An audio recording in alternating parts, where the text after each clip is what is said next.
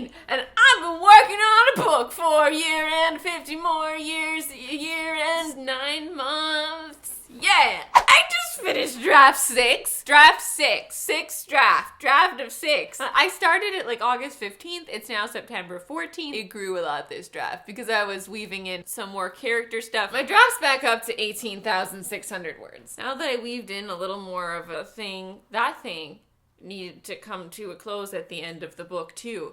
So I had to add another chapter. I had to write it in a separate doc because I saw the number ticking up because it was just all new stuff. It wasn't like adding a little thing. It was like, no, we need this.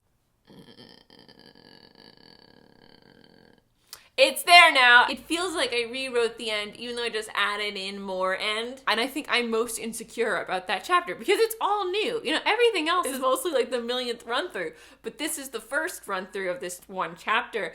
And it's the end chapter, so I obviously want it to be like glossy. I want it to be nice. And it will eventually, but right now I'm too close to it to even see if it's stupid. You know that feeling, right? When you go back in and you're like, oh, this is so stupid. What was she thinking when she wrote this? But at the time you couldn't see it because you had the idea and you just needed to get the ideas down in a way that like looked nice to you. And they always look so much nicer the first time you put them down because it's like that euphoria of getting the idea out. It's so annoying that you can't see it immediately. Like, you think you can. You'll run through it, and you're like, oh yeah, I fixed it.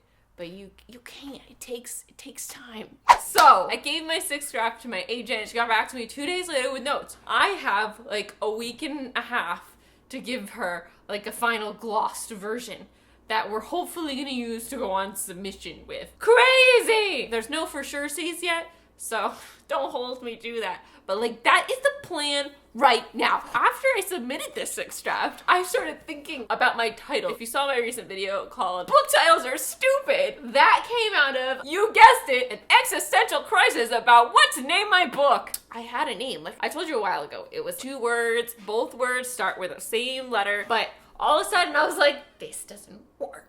This doesn't really work. Like, it doesn't go with it anymore. The book has evolved and changed. It's not a title that, like, I finish the book and I'm like, that worked so well. And I love that. Like, I love finishing a book and being like, I love how that ties. It rolls off the tongue. It's fun. It's fun. It's fun. Is it fun? I don't know. Sorry, I just got back from yoga. I'm still, like, disgustingly sweaty. I didn't shower. I just, like, flopped right down for the camera. I look like I blend in with the wall. I sat down and I brainstormed a whole bunch of new titles. I had a lot of fun. I can't wait to share with you my list of all the alternate titles once you know the real title and once the book's out. And I finally landed on one. I was like, I think this is it. I think this is it. I love how it's it. But then I started second guessing it again. So we'll see. I also had to write like a 1-paragraph summary of the book. For that, I was like, what do you mean a 1-paragraph summary of the book? Like, is this what happens in the book or is this like what you put on the back cover of the book? And she said the back cover, so I wrote something for the back cover. And I was like thinking of taglines. You know how books have taglines? Anna and the French Kiss's tagline is, will Anna find love in the city of light? That's the tagline on the book. That's it. Look on the back. Eleanor Park is like 2 misfits, 1 unbelievable love or something like that. Like it's like the generic tagline to like just catch randoms. Like, oh my god, will Anna find love in the city of light? I need to know. And that was really fun too. Like, I'm just gonna make a video of alternate titles and alternate taglines when the book's out, and I'm so excited about it. So I got these notes back on draft 6, and this is 2 days later. I usually take like more than a couple days in between drafts. And now that like this should be the final draft, like the pressure was on, and I wasn't feeling motivated to go back in because I felt like I didn't have enough space. I felt like blind because I just finished. And I just added this new stuff, and I know I have to go in again, and I know I have to gloss it over, and I want to incorporate her notes, but there was nothing like big notes that kind of sets your brain thinking, right? And I was gonna call it draft 6.1 because it's not that different. It wasn't gonna be that different. And then I got a text from Julia. Julia's been trying to read my book for a while, but a huge part of her job is reading books and scripts and stuff. So she like rarely has time to read. She always has like one day where she'll read 100 pages and like get back to me with all this feedback, and then she'll get super busy and not be able to finish the book. book. So she read 100 pages of my first draft, and then I gave her the fourth draft. She read 100 pages of that. Recently this week, she's like, I'm gonna have time this week. Send me the most recent draft. I'm doing this. And then she started again from the beginning and got to the same place. But yesterday, I got this text that she was more than halfway through, and I got so excited because she always gives me really good notes. So she calls me up that night and gives me this note that's like a big note. For a second, I'm just like, But then I start to think about it, and she's totally right. And it's not like a big rewriting note. It's just rejumbling some scenes in the book and to structurally make it better. So I was up like really late last night doing the change. And obviously I didn't finish it. I started doing the change. The change is not that giant of a change, but it ripples throughout the book because things are a little out of order. And so you have to shift like everything because of you see something earlier than you see it before. Brr. So that's what I'm really excited about. So now this is draft 7. Like, it's not draft 6.1 because this is different. Like, this is a different draft again. And that's like the push I needed to jump back in because I feel like I have a mission, and before I was just like floating because I couldn't see it myself. Yeah. This has really been helping. I think it's gonna cut some words just because like of the way things fall. I'm excited. I got a bunch of questions from you guys here from Instagram. If you want to follow me on Instagram, it's @XteenMay. What Taylor Swift era best suits your main character? I've thought about this a lot since I read the question. I want to say red. Sort a secondary character into a Hogwarts house. Atticus is the Gryffindor. If your main character had to order a smoothie, what 3 things would she pick to put in it? This isn't like a popular smoothie. I don't know why it isn't now that I think about it. Like, why don't we put watermelon in smoothies? That'd be delicious. Is it just like because there's too much water in watermelon? I think she'd do watermelon, ice, and ice cream. Oh, that sounds good. I want that now. What would be your main character's favorite book? She actually does talk about it, so you'll find out. What type of student is your main character? She's a really good student. What word do you think you've used the most in your book so far? I talked about this a really long time ago, how I was noticing the word smile so much. I've cut down a lot of smiles. This round, I was seeing the word moseying a lot. I was like, why is there so much moseying going on? Stop it. Just walk. Just walk. When are we getting a title? Because you're killing us here, Christine. Give us anything. How did you know the book you're writing is the one? You know, it's kind of like, how do you know the person you're gonna marry is the one? Like, you just know. You just know. And I knew that I had to write it. Like, it was just like, at this moment in my life, I need to write this. It's a personal choice. Every book you're gonna write, you're gonna put a piece of yourself in there.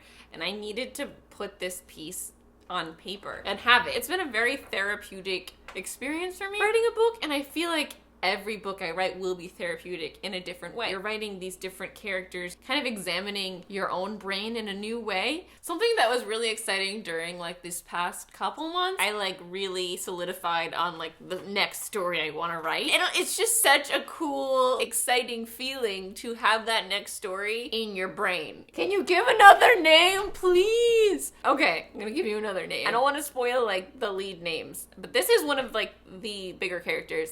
And his name is Dominic. There you go. There. Another name. Do I plan on having my book available via audiobook and ebook? Oh my god, yes. There has to be an audiobook. If there's no audiobook, how are people gonna listen to the book? Audiobooks mean so much to me now that I'm totally into audiobooks. I wish I could do the audiobook myself, but I have these vocal cord issues and I can't like read more than 1 chapter aloud without my voice going out. Which character from Friends best fits your main character? Jesse asked this question. I feel like I've answered this question before. It's Chandler. If your book was an appetizer at a restaurant, what would it be?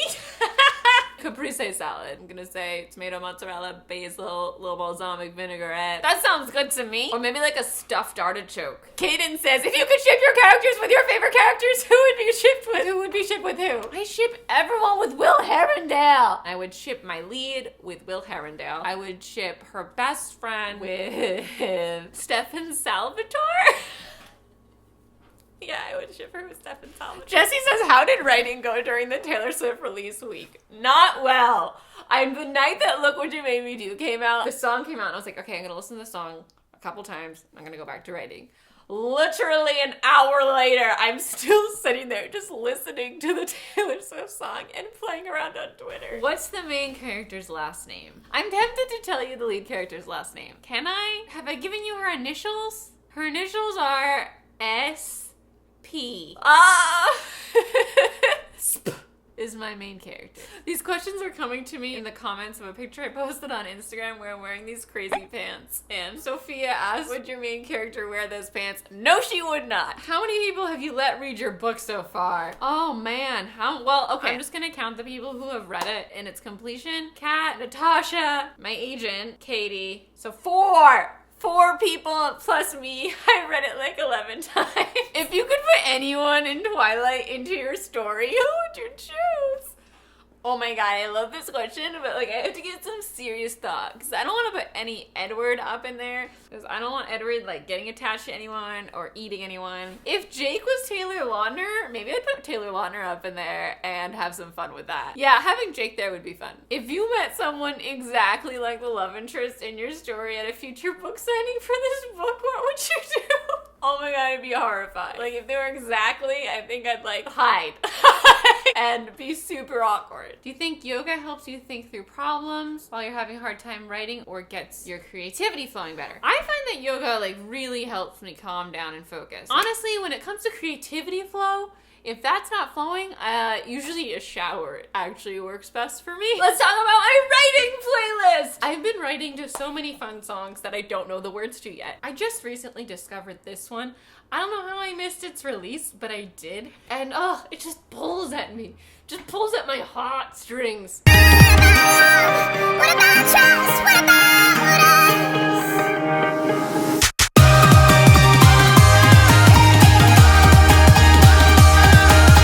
If your main character created a Horcrux, in what object would they conceal a part of their soul?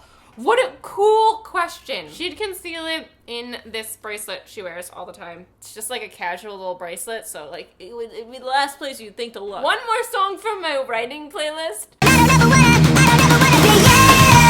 Don't wanna be just like you. All I'm saying is this is the anthem, throw all your hands up, you. Don't wanna be you. College or university, get a real job, that's what they said to me. But I could never live the way they want. I don't ever wanna be you. Don't wanna be just like you. All I'm saying is this is the anthem, throw all your hands up, you. Don't wanna be you. Well, I think that's it for me today. I really have to go get back to writing.